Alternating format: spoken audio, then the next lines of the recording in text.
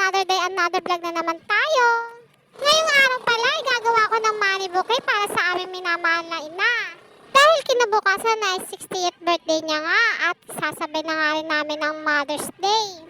Since Mother's Day naman talaga ang araw ng kanyang birthday. Sa totoo lang, wala naman ako naiambag dito kundi ito lang paggawa ko ng money bouquet. Nagpresenta na nga rin ako na nga lang din ang gagawa ng money bouquet ni nanay dahil wala naman ako naiambag.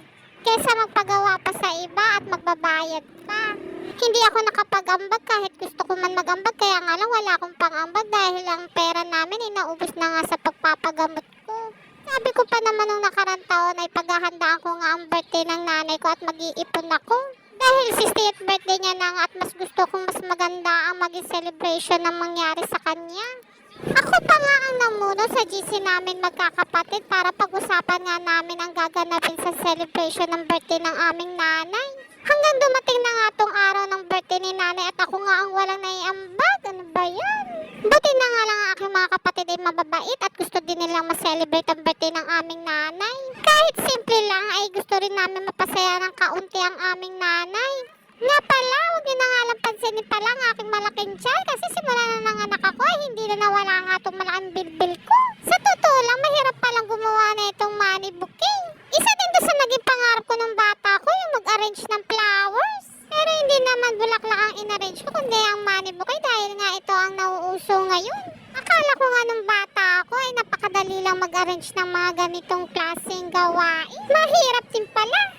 Ang materials nga pala na ginamit ko dyan na papel ay napakalambot kaya napakahirap pasunurin kung paano papayuin kaya ginamit ako ng maraming scotch tape para hindi naman lumaylay. Ito nga sanang bouquet ang gusto kong gawin ng pabilog kaya nga lang hindi nagkasya nga itong mga materials ko kaya pinalitan ko na nga ng ibang design. Dapat sana ipabilog ang design ay nga lang hindi nagkasya ang aking materials. Hindi ko na nga inutusan ng kapatid ko para bumili ng materials pa sa tas dahil gabi na nga. Kaya napag-desisyon ako na lang baguhin ang aking design dito sa aking ginagawang bouquet.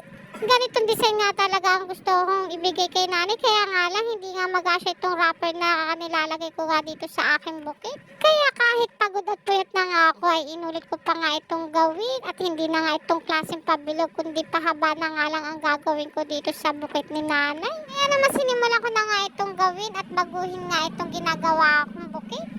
Pero sa totoo lang, mas mahirap palang gawin itong money bouquet na pahaba kaysa sa pabilog dahil ito ay patagilid nga tusukin dito sa foam. Styrofoam. Medyo matagal ko nga rin siyang ginagawa dito. Palibhasa nga ay patagilid nga ang pagtusok ko ng stick at nagkabuhol-buhol nga ito dito sa ilalim ng styrofoam. Halos hindi ko na nga maitusok ang ibang stick dahil nga nagkumpul-kumpul lang ang stick dito sa styrofoam. Buti na nga lang at naitusok ko na nga lahat ng stick at ito na nga ay binabalutan ko na nga itong ginagawa kong bouquet. At buti ay nagkasya na nga itong huli kong nilagay dito sa aking ginagawa. Kaya yan at malapit na nga matapos. Pero sa tingin ko mas maganda nga yung una kong ginawang pabilog kaya nga lang nagkulang nga ang aking materyales kaya ito na lang. Pero maganda rin naman kahit paano ma-appreciate na rin ito ni nanay. At ayan na nga ang finished product.